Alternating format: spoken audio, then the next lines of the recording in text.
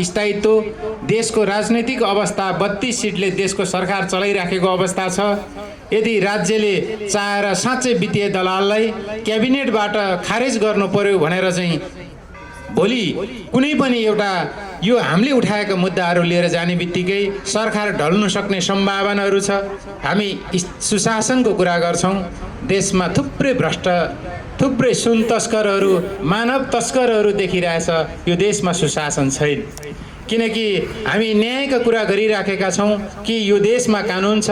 यी कानुनमा लेखिएका कुरा कार्यान्वयन गर सरकार भनेर हामीले पटक पटक नेपाल सरकारसँग माग राखेर अगाडि बढिराख्दै गर्दाखेरि पनि तपाईँ हामी न्याय नपाएर आज यो पवित्र स्थलको गुम्बाको प्राङ्गणमा झापा जिल्लाका समग्र दिदीबहिनीहरू आएर आज हामी न्याय खोजिराखेका छौँ। त्यस कारणले समृद्धिको कुरा गर्छौँ र यसरी अगाडि बढिराख्दाखेरि यिनै प्रक्रियाबाट अगाडि बढिराख्ने हो भने देश कसरी समृद्धि हुनसक्छ। त्यस कारणले हामी यो देशलाई समृद्धि बनाउनका निम्ति यो देशमा जनता धनी हुनुपर्छ, जनता रोजगार हुनुपर्छ, रोजगारको जनतालाई व्यवस्था हुनुपर्छ र जनता धनी भइसकेपछि देश धनी हुन्छ।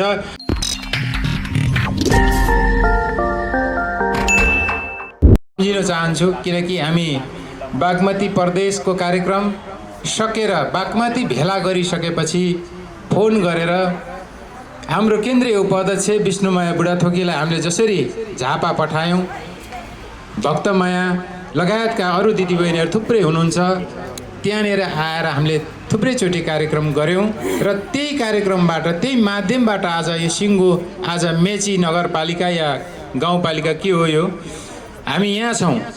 त्यसै कारणले हामी आज हिजोभन्दा धेरै फरक ढङ्गबाट हामी कार्यक्रम गर्दै हामी यहाँ आइपुगेका छौँ।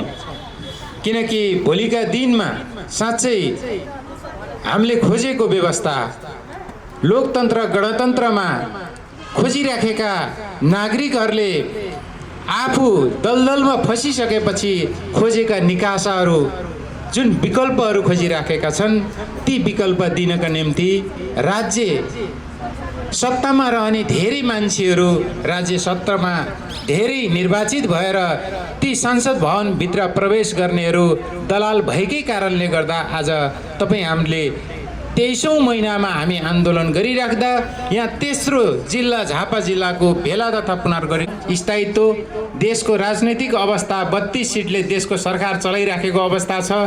यदि राज्यले चाहेर साँच्चै वित्तीय दलाललाई क्याबिनेटबाट खारेज गर्नु पर्यो भनेर चाहिँ भोलि कुनै पनि एउटा यो हामीले उठाएका मुद्दाहरू लिएर जाने बित्तिकै सरकार ढल्नु सक्ने सम्भावनाहरू छ। हामी सुशासनको कुरा गर्छौँ। देशमा थुप्रै भ्रष्ट, थुप्रै सुन तस्करहरू, मानव तस्करहरू देखिरहेछ। यो देशमा सुशासन छैन, किनकि हामी न्यायका कुरा गरिराखेका छौँ कि यो देशमा कानुन छ। यी कानुनमा लेखिएका कुरा कार्यान्वयन गर सरकार भनेर हामीले पटक पटक नेपाल सरकारसँग माग राखेर अगाडि बढिराख्दै गर्दाखेरि पनि तपाईँ हामी न्याय नपाएर आज यो पवित्र स्थलको गुम्बाको प्राङ्गणमा झापा जिल्लाका समग्र दिदीबहिनीहरू आएर आज हामी न्याय खोजिराखेका छौँ। त्यस कारणले समृद्धिको कुरा गर्छौँ र यसरी अगाडि बढिराख्दाखेरि यिनै प्रक्रियाबाट अगाडि बढिराख्ने हो भने देश कसरी समृद्धि हुनसक्छ। त्यस कारणले हामी यो देशलाई समृद्धि बनाउनका निम्ति यो देशमा जनता धनी हुनुपर्छ, जनता रोजगार हुनुपर्छ, रोजगारको जनतालाई व्यवस्था हुनुपर्छ र जनता धनी भइसकेपछि देश धनी हुन्छ र देशमा केही व्यक्ति धनी हुँदैमा यो राष्ट्र धनी हुन नसक्दो रहेछ। आम गरिब किसानहरू जब धनी हुनसक्छ, देशमा 60% भूभाग किसान भएको देश, किसान प्रधान, कृषि प्रधान देश भनेर हाम्रो नेपाललाई चिनिन्छ। त्यस कारणले हामी किसानहरू आज लघु वित्तीय संस्थाले हामीले उत्पादन गरेका चिजहरू पनि हामीले बजार पाएको छैन। बजारमा वित्तीय दलालहरूले हाम्रो चाहिँ मूल्याङ्कन, हामीले उत्पादन गरेको चिज बिचमा बिचौलियाहरूले हामीले भन्दा थुप्रै मुनाफा खाएर पैसा कमाएर अकुत सम्पत्ति कमाइराखेका छन्। किसानहरू जस्ताको तस्तै छ। यिनी अवस्थाबारे लघु वित्तीय संस्थाहरूले आम ग्रामीण भेगमा गरिब किसानहरूलाई गरिबी निवारणको नाममा राष्ट्र ब्याङ्कबाट घ वर्गमा इजाजत प्राप्त कम्पनी ऐनमा दर्ता गरेर जसरी गरिबलाई धनी बनाउने उद्देश्यका साथ अगाडि बढ्यो, विगत 30 वर्षदेखि यहाँसम्म आइपुग्दै गर्दाखेरि लघु वित्तीय संस्था र वित्तीय आम गरिबी निवारण गर्छु भनेर आउने वित्तीय संस्थाहरू असफल भइसकेको छ र घोषणा मात्रै गर्न बाँकी छ। त्यस कारणले हामी अब लघु वित्तीय संस्थाहरू असफल भइसक्यो। देशभरि आज यो झापा जिल्लाभरि भएका लघु वित्तीयका संस्थाहरू असफल भयो, यही उपस्थितिले स्पष्ट गर्छ। र आज कतिपय दिदीबहिनी सदस्यहरू आउनु नसकेको होला, समयको कुरा होला, आफ्नो समस्या होला, सबै कारणले गर्दाखेरि हाम्रो समर्थक सदस्यहरू पनि यहाँ उपस्थिति पक्कै हुन सकेको छैन कि यो भेलामा आज पक्कै एउटा प्रतिनिधिमूलक एउटा खालको चाहिँ यहाँ सहभागी हो भन्ने मैले बुझेको छु। त्यस कारणले भोलिका दिनहरूमा अब कसरी जाने, यो सङ्गठनलाई कसरी सुदृढीकरण गरेर लाने, झापा जिल्लामा हिजो पहिलोचोटि आउने बेलामा त्यो जो इन्दिरा भुजेल म्याडम यहीँ हुनुहुन्छ, उहाँकै घर छेउको बहिनीको घरको अगाडि प्राङ्गणमा यो अहिलेको उपस्थितिभन्दा दोब्बर उपस्थिति पहिलोचोटि थियो। तर आज यो नेतृत्वको कारणले हो या सङ्घर्ष समितिका केन्द्रीय नेतृत्वहरूले सही दिशा समाएर लानु नसकेको कारणले हो या यही भित्र चाहिँ हाम्रो आफ्नो दिदीबहिनीहरूको मनमुटावको कारणले हो या चाहिँ यही झापा जिल्लाकै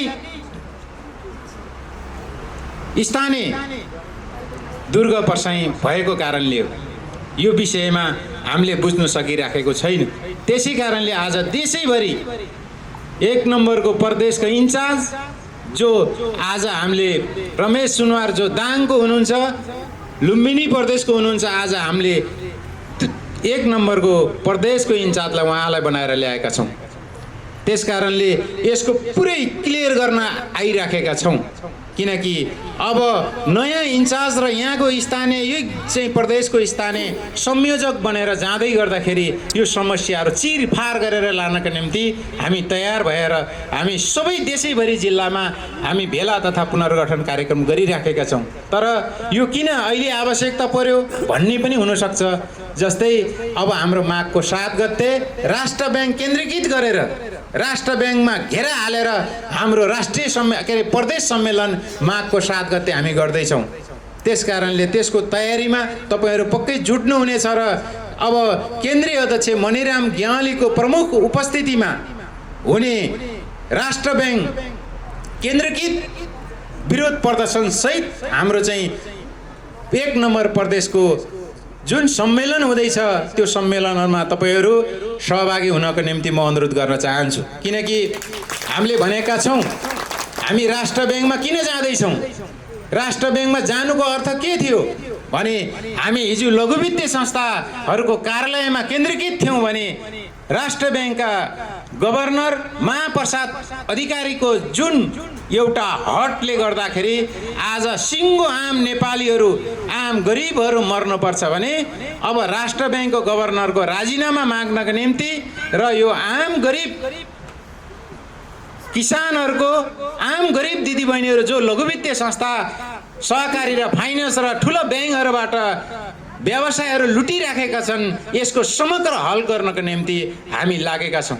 यसै विषयमा हाम्रो वार्ता समितिको विषयमा के भयो भन्ने विषय मलाई लाग्छ यहाँ प्रदेशका संयोजक पनि हुनुहुन्छ, यसै जिल्लाको अध्यक्ष पनि हुनुहुन्छ लुजा राई, पक्कै पनि तपाईँहरूलाई केही कुरा भन्नु भएकै छ। तर म एउटै कुरा के भन्न चाहन्छु भने वार्ता समितिमा हामी अब दुवै पक्ष नेपाल सरकारले लिखित रूपमा आउने र हाम्रो सङ्घर्ष पक्षको वार्ता समितिले पनि लिखित रूपमा जाने हामी तयारी गर्दैछौँ। किनकि यहाँ थुप्रै मुद्दाहरू छन्, थुप्रै विषयहरू छन्। त्यस कारणले दिदीबहिनीहरूलाई लाग्न सक्छ छिटो भइदिए हुन्थ्यो, हामीलाई पनि लाग्छ यो छिटोभन्दा छिटो यो समस्या हल गरेर हामी मुक्त भएर बस्नु पाए हुन्थ्यो भन्ने लागिराखेको छ। तर पनि वित्तीय दलालहरूले चौतर्फी रूपमा घेराबन्दी गरेर तपाईँ हामीले अमूल्य मत दिएर पठाएका सांसदहरूले पनि बोल्न नसक्ने बनाइराखेको छ र अब हामीले बनाउनु पर्छ। त्यो बनाउनुको निम्ति तपाईँ हाम्रो यो सङ्घर्ष हो। त्यस कारणले गर्दा अहिले जुन तरिकाबाट वार्तामा हामी बसिराखेका छौँ, अर्थ मन्त्रालयका उपसचिव गोपाल बरालको संयोजकमा नेपाल सरकारको वार्ता संयोजक हुनुहुन्छ भने गृह मन्त्रालयका प्रवक्ता तथा गृह मन्त्रालयका सहसचिव त्यसपछि कानुन मन्त्रालयका सहसचिव र अर्थ मन्त्रालयकै उपसचिवको सहभागितामा हामीले वार्तालाई निरन्तरता दिने कुरा, हामी वार्तामा भेटघाट छलफल गर्ने कुरा, हामीले सबै कामहरू हामीले गरिराखेका छौँ। औपचारिक तथा अनौपचारिक रूपमा हामी छलफल गरिराखेका छौँ। अब यो लघुवित्तीय संस्थालाई कस्तो बनाएर लाने भन्ने विषयमा पनि मोडालिटीको कुराहरू गरिराखेका छौँ र लघुवित्तीय संस्थाले जसरी एक महिनामा मासिक किस्ता असुलिराखेको छ, किसानले उत्पादन गर्नका लागि 3 महिना लाग्छ। एउटा कुखुरा, ब्रोइलर कुखुरा उत्पादन गर्नका लागि मात्रै पनि 45 दिन लाग्छ भने किसानहरूले रोपेका धान, फलफुल, तरकारी या सबै किसानबाट हुन सक्ने उत्पादन चिजहरू निकै समय लाग्ने भएको हिसाबले त्यो हाम्रो उत्पादन भएर हामीले त्यो वितरण गरेर हामीले लिने लाभ, जो फाइदा लिँदाखेरि हामी घाटामा गइराखेको हुन्छ कि त्यतिखेर हामीले 30,000 रुपियाँ 1500 रुपियाँ हामीले 1 लाख लिनेले त्यहाँ किस्ता बुझाइसकेको हुन्छ। त्यस कारणले गर्दा हामी 1 लाख लिन्छौँ, विभिन्न नाममा 15,000 काट्छौँ, तिनै 1 लाखमा चाहिँ 30,000 चाहिँ 3 महिनाको किस्तालाई चाहिँ हाम्रो उत्पादन नभइन्जेल किस्ता तिर्नुपर्छ भनेर राख्छौँ। 5,000 रुपियाँ आफ्नो घर खर्च र बालबच्चाहरूलाई कापी कलम किनेर भोलि दिँदाखेरि नुन तेल तरकारी किन्दा सकेको हुन्छ। हामी 50,000 लगानी गरेर 1 लाखको सामा र ब्याज तिर्नुपर्छ। त्यसको लागि अहिले हामीले त्यहाँबाट हामी फसिसकेपछि एकबाट अर्कोबाट अर्को लघुवित्तले लिएको पैसा लघुवित्तलाई, एउटाबाट लघुवित्तले लियो अर्को लघुवित्त, विकल्प नभइसकेपछि, देशमा रोजगार नभइसकेपछि, किसान दाजुभाइ तथा दिदीबहिनीहरूले पनि राम्रो बजार नभइसकेपछि फसिएको छ। त्यसकारणले हामी यो समग्र विषयलाई, कानुनी प्रक्रियाको विषयलाई हामी चाहिँ यो लघुवित्तीय कम्पनी ऐनमा दर्ता खारेज गर्नुपर्छ भने चाहिँ यी कानुनी विषय कुराहरू छन् र हामीले त्यहाँबाट यो सामूहिक ऋण अन्यायपूर्ण छ, त्यो सामूहिक ऋण मिना हुनुपर्छ भनिराखेको छौँ र हामीले त्यहाँबाट 7 लाखसम्म निःशुल्क ऋण दिनु पाउने व्यवस्था हुँदाहुँदै 7 लाख रुपियाँमा मान्छेको 7 गठ्ठा जमिन अहिले बेच्दाखेरि कम्तीमा नि 1 करोडभन्दा माथि जाने जमिन तिनी 7 लाखले खानका निम्ति लघुवित्तीयहरू चम्किराखेका छन् कि कालो सूची र लिलामीको चाहिँ जग्गा ग्राहक खोज्दै लघुवित्तीय संस्था कर्मचारी हिँडिराखेका छन्। हामी यहीबाट के भन्न चाहन्छौँ भने खबरदार, हामी नेपाल सरकारसँग वार्ता बस्दै यस्तो खालको हरकत गर्छ भने अब हाम्रो राष्ट्रिय स्वयंसेवक नेपाल अब चुप्प लागेर बस्नेवाला छैन। त्यस कारणले हामीले भनिराखेका छौँ कि अब सचेत हुनु जरुरी छ। यो देशमा अब अर्को क्रान्ति हुनेवाला छैन, किनकि अब देशमा आर्थिक क्रान्ति हुन्छ। थुप्रै नेताहरूले पार्टी फुटाएर थुप्रै क्रान्ति गर्छु भनेर हिँडेका नेताहरू पनि घोडा टेकेर गएर काठमाडौँमा बसिराखेका छन्। कोही समाजवादी मोर्चा बनाएका छन्, कोही के मोर्चा बनाएका छन्, विभिन्न ढङ्गबाट अगाडि बढिराखेको छ कि अब यो देशमा जनताको मुद्दा, वास्तविक जनताको पीडा हामीले यो सोचेका थिएनौँ कि मणिराम ज्ञवालीले नेतृत्व गर्दै यहाँसम्म आइपुग्दै गर्दाखेरि हामी यति छिटै आम नेपाली जनता पीडित भएर आम नेपाली जनता गोलबन्द हुन्छ भन्ने हामीले अपेक्षा गरेका थिएनौँ। तर आवश्यक र जनताको दर्दनाक पीडाले चाहिँ जुन खालको चाहिँ जनताहरू भौतारिराखेका थिए, आत्महत्या गरिराखेको थियो, तर ती जनताहरू आज गोलबन्द भएको छ। जहाँ शोषण हुन्छ, जहाँ अन्याय हुन्छ, जहाँ अत्याचार हुन्छ, जहाँ दमन हुन्छ, त्यहाँ विस्फोट हुन्छ भने जस्तै अब हामी सङ्घर्षमा तयार भएका छौँ। त्यसका लागि झापा जिल्लाको एउटा ऐतिहासिक 2028 सालमा पनि एमालेले झापैबाट विद्रोह गरेको हो भने अबको यो आर्थिक क्रान्तिको सुरुवात पनि यो झापाबाट सुरु गर्नुपर्ने छ। त्यसकारणले तपाईँहरू तयार हुनु जरुरी छ, किनकि तपाईँहरूको साथमा देशव्यापी रूपमा लाखौँ दिदीबहिनीहरू छन्, लाखौँ दाजुभाइहरू छन्। हामीले भनेका छौँ कि अब काठमाडौँ जाँदा हाम्रो माग सुनाइ भएन भने, यदि गर्न चाहेन भने कर्मचारी लेभलबाट जुन कर्मचारी स्तरको चाहिँ जुन वार्ता समिति नेपाल सरकारले बनाएको छ त्यहाँबाट सम्भावना छैन, हामीले देखेको छैन। एउटा पुलको काम गरेको छ जस्तै हामीले भन्छौँ, हामीले भनेको कुरा बोकेर लगेर अर्थमन्त्री र प्रधानमन्त्री गृहमन्त्रीसँग गएर सुनाउनुभन्दा बाहेक अर्को कुरा विकल्प कुनै पनि उपलब्धि भएको छैन। त्यसकारणले हामीले के भनेका छौँ भने यसरी भेटेर चिया खाएर छलफल गरेर हुँदैन। अब यदि आम गरिब दिदीबहिनीहरूलाई जसरी लघुवित्तीय संस्थाहरूले लुटिराखेको छ यसबाट मुक्त गराउनको निम्ति हामीले केही समय हामीले तपाईहरूले बिचमा नेपाल सरकारको वार्ता समितिलाई विश्वासको वातावरण दिलाउनुपर्छ भनेर हामी 3 महिनासम्म चुप्प रह्यौँ र हामी आन्तरिक छलफल गऱ्यौँ, आन्तरिक भेला गऱ्यौँ, हलभित्र कार्यक्रमहरू गऱ्यौँ। तर हामीले आफ्नो आन्तरिक तयारी गरिराखेका थियौँ र पनि मङ्सिरको 5 गतेसम्म भदौको 7 गते केन्द्रीय अध्यक्ष मणिराम ग्यावालीले जसरी संवाद डबलीबाट भनेका थियो कि यदि नेपाल सरकारले यी गरिब दिदीबहिनीहरूको माग, आम गरिब किसानहरूको माग जसरी लघुवित्तीय संस्थाले पीडित बनाएका छन् ती मागहरू पुरा गर्नका लागि चासो देखाएन भने मङ्सिरको 5 गतेबाट यिनै पत्रकार सम्मेलन हलबाट यो पत्रकार सम्मेलन संवाद डबली सञ्चार माध्यमबाट हामीले मङ्सिरको 5 गते आन्दोलनको स्वरूप परिवर्तन गरेर आन्दोलन घोषणा गर्छौँ भनेर भनेका थियौँ र त्यसै अनुरूप हामीले मङ्सिरको 5 गते संवाद डबलीबाट पत्रकार सम्मेलन गऱ्यौँ र हामी शान्ति बाटिकामा गएर हामीले माइती घरमा बस्नु पाएन। त्यहाँ निषेधित क्षेत्र लगाएको थियो जो दुर्गा प्रसाईको कारणले, जो 20 लाखदेखि मिना गर्ने या चाहिँ 5 देखि 6% चाहिँ प्रतिशतमा चाहिँ 6% ब्याज लगाउनुपर्छ उद्योग व्यवसायहरूलाई भनेर जसरी उहाँले आन्दोलन उठाउनु भएको थियो। तर उहाँले जुन सनातन हिन्दू राष्ट्र र एउटा राजा ल्याउनुपर्छ, यो गणतन्त्रलाई चाहिँ पाल्नुपर्छ, 2047 को संविधान ल्याउनुपर्छ भनेर जो चम्किनु भयो, जो व्यवस्था नै विरुद्धमा लड्नु भइसकेपछि हामीले 7 गतेबाट कार्यक्रम सार्यौँ। हामीले हेऱ्यौँ, पहिलोचोटि हेऱ्यौँ, तर 7 गते आउनुहोस् तपाईहरु राजा फर्किन्छ, फर्किसकेपछि तपाईको 20 लाख दिन मिना हुन्छ अनि घर जानुस् भनेर दुर्गा प्रसाईले जसरी मिडियामा बोल्दै गर्दा हामीले भनेका थियौं। दुर्गा प्रसाईको भक्तपुरमा गएर हामीले घरमै गएर पनि भन्यौं र दुर्गा प्रसाईलाई हामीले एउटै मात्रै के अनुरोध गर्यौं भने तपाई धर्म र अहिले राजाको कुरा छोड्नुस्।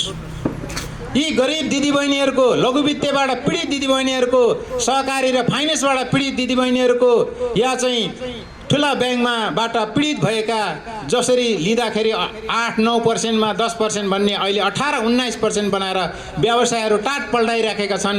यी वित्तीय दलालको अन्त्यको लागि तपाई हामी एकजुट भएर लड्नुपर्छ। अब यो अहिले राजा र धर्मको कुरा गरेर अहिले आन्दोलन सफल हुनेवाला छैन भनेर भन्दा उहाँले म राजाको के राष्ट्रवादी हो, म राजावादी नै होइन भन्नुहुन्छ। फेरि भेट्दा 20 लाख रुपैयाँ भन्दा मुनि ऋण मिना हुन्छ भनेर तपाईले ग्यारेन्टी दिनुभएको छ। त्यो भन्दा बढी पनि दिदीबहिनीहरू पीडित छन्। तर पनि यो समस्या कसरी हल हुन्छ? कमसे कम एउटा निकासा दिनको निम्ति अब भोलि यदि हाम्रो माग पूरा भएन भने, यो संसदीय प्रणालीबाट हाम्रो माग हल गर्दैन भने जनताबाट प्रत्यक्ष निर्वाचित राष्ट्रपति को लागि हामी संघर्ष गर्न तयार छौं र तपाई आउनुस्। भोलि राष्ट्रपति तपाई भए पनि हामी भोलि बनाउँछौं। यी दिदीबहिनीहरूले राष्ट्रपति तपाईलाई बनाउँछ, तर राजाको कुरा नगर्नुस् भनेर हामीले भन्दाखेरि हैन त्यस्तो हैन, मिलेर गर्नुपर्छ, मणिरामजी भाइ तिमी आऊ नेतृत्व गर नि त भइहाल्यो भनेर पनि भने। तर यी सबै कुराहरू बिस्तारै जाँदा 7 गते हामीले देख्यौं। 7 गते काठमाडौँको बल्खुमा कार्यक्रम हामीले देख्यौं। शङ्ख पुगेर राम राम गरेर कहिले पनि लघु वित्तीय संस्था खारेज हुँदैन या कुनै पनि बैंक वित्तीय संस्थाहरू हराएर जानेवाला छैन कि